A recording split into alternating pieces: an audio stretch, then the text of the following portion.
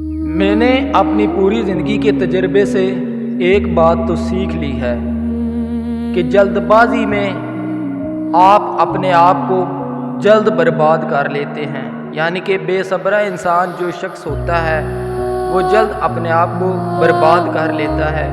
دوستو، کبھی بھی آپ کسی چیز میں خرید فروخت کرتے ہیں یا کوئی چیز خریدتے ہیں، دیکھ کے اور سمجھ کے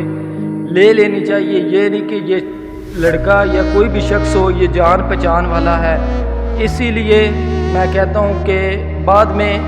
انسان لڑائی جھگڑا کرتا ہے، اس کے ساتھ کیا ہوتا ہے کہ وہ رشتہ بھی ٹوٹ جاتا ہے اور عزت بھی چلی جاتی ہے۔ دوسری بات یہ ہے کہ آپ کسی چیز میں بھی اتنی جلد بازی کے فیصلے نہ کیا کریں، کیونکہ جلد بازی کے فیصلے ہمیشہ زندگی میں تقاضا کرتے ہیں۔ سوچ سمجھ کے ہمیشہ چلا کریں اور سوچ سمجھ کے کام کیا